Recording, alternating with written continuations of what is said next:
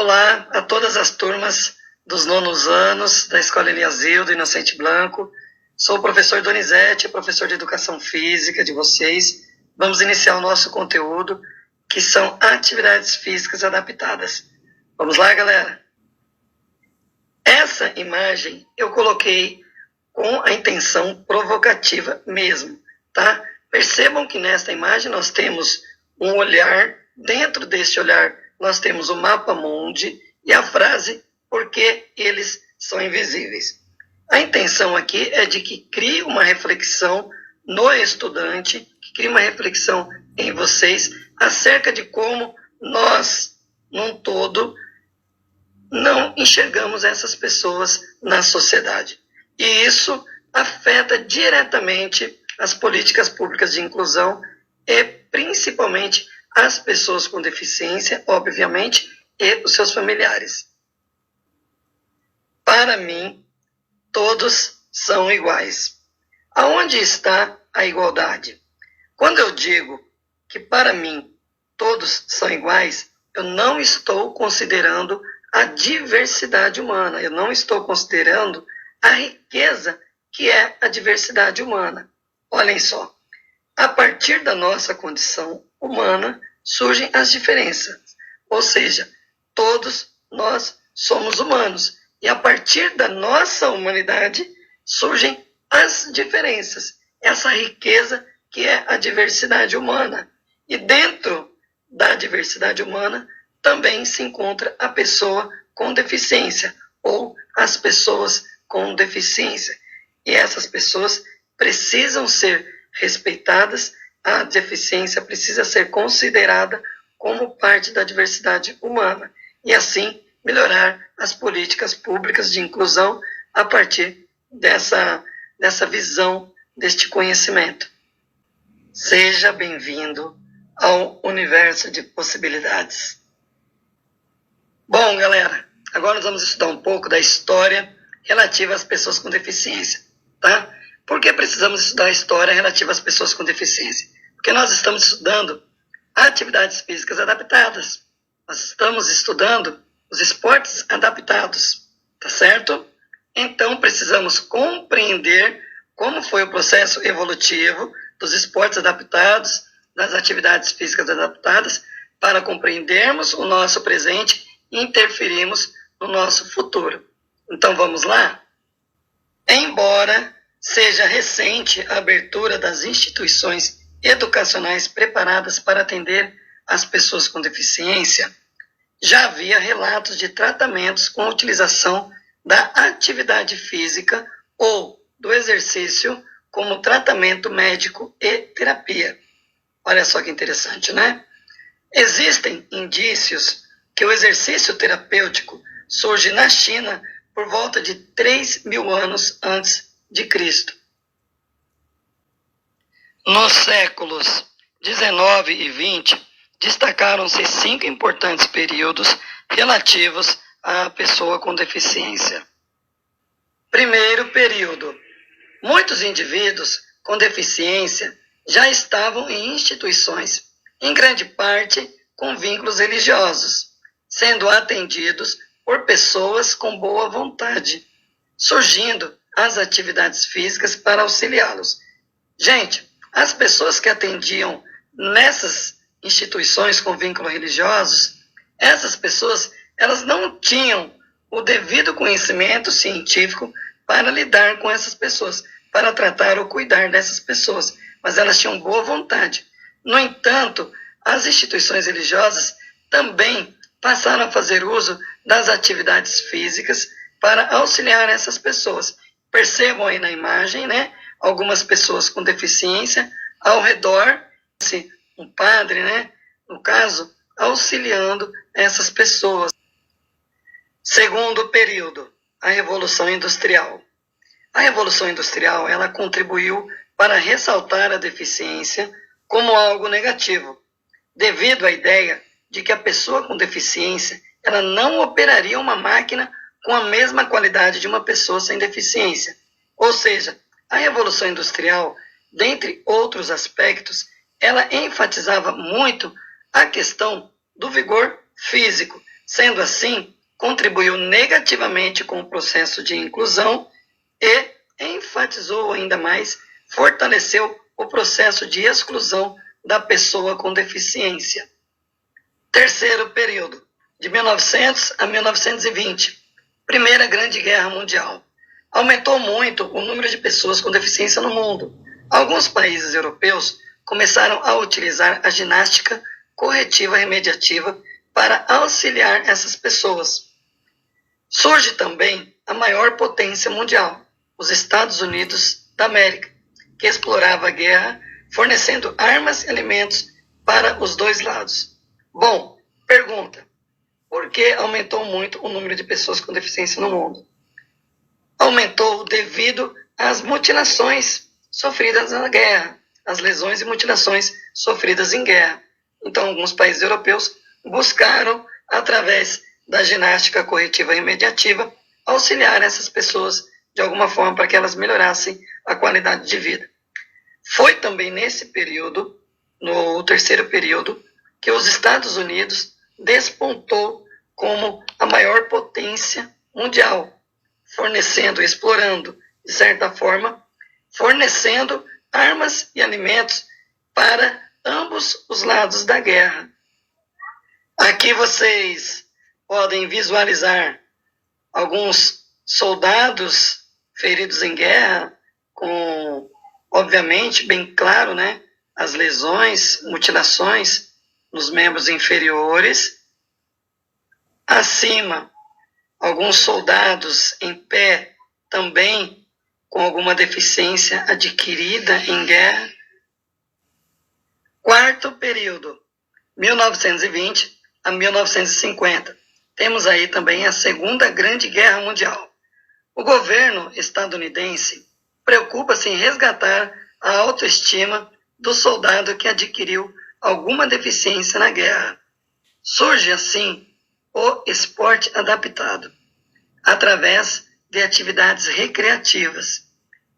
Começaram a utilizar as atividades físicas como ferramenta para auxiliar a pessoa com algum tipo de lesão. Olha só, né? Na Segunda Grande Guerra Mundial, os Estados Unidos, ele entra de cabeça, né? Ele se envolve na Segunda Grande Guerra Mundial. Sendo assim, muitos soldados adquiriram alguma lesão durante essa guerra. E os Estados Unidos, com esses soldados estadunidenses lesionados, ele procurou desenvolver os esportes adaptados para auxiliar essas pessoas com algum tipo de lesão. Mas os esportes adaptados, nessa época, ele foi criado com fins recreativos, não como a gente vê hoje. Atualmente, os esportes adaptados, eles são voltados para diversos outros aspectos, que não só o recreativo. E aí temos vários soldados aqui na imagem, né, com algum tipo de lesão adquirida em guerra. Aqui temos a fonte, tá ok? E aqui temos os esportes adaptados, alguns dos esportes adaptados para as pessoas com deficiência. Temos aí vários: corrida, temos basquete, tênis, temos vôlei, arco e flecha, enfim. Os esportes adaptados são os mais diversos. Tanto os esportes são adaptados, como as ferramentas, os instrumentos para que essas pessoas possam praticar o esporte também são adaptados.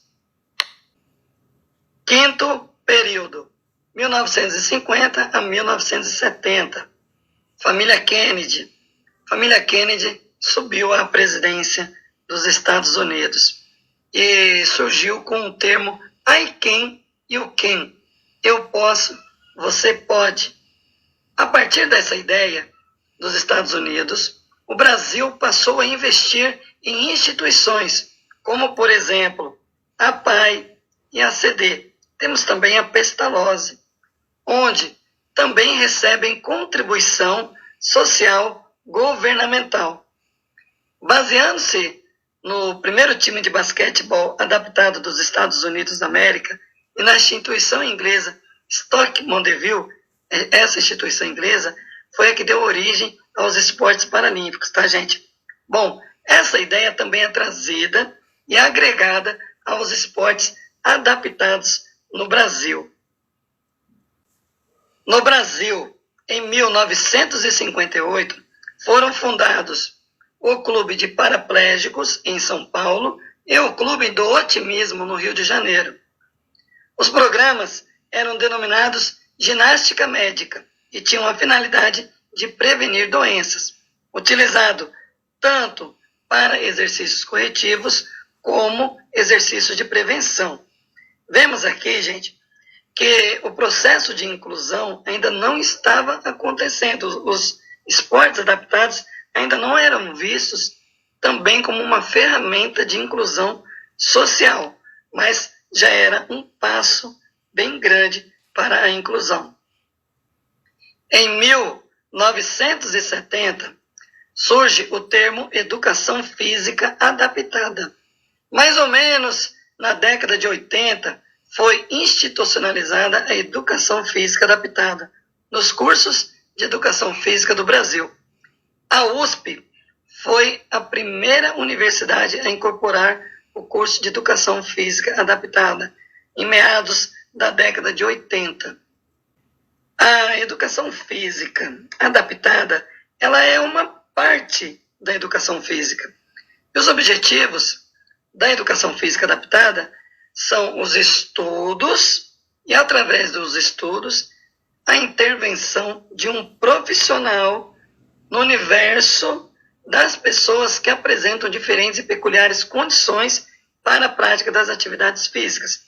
Diferentes condições, peculiares condições, são condições diferentes para a prática da atividade física, seja no universo da pessoa com deficiência, seja no universo da pessoa idosa. Bom, gente, aqui nós temos, eu preferi colocar em desenho assim, fica melhor para vocês entenderem e compreenderem o fator exclusão, segregação, integração e inclusão, tá? Para que nós possamos entender o universo que nós estamos entrando nesses estudos, ok? Bom, aqui nós temos a exclusão. Pensamos esse círculo como a sociedade num todo, a sociedade maior, né? A sociedade global, ok? E aqui nós temos as pessoas sem deficiência, as pessoas que não são excluídas da sociedade, tá?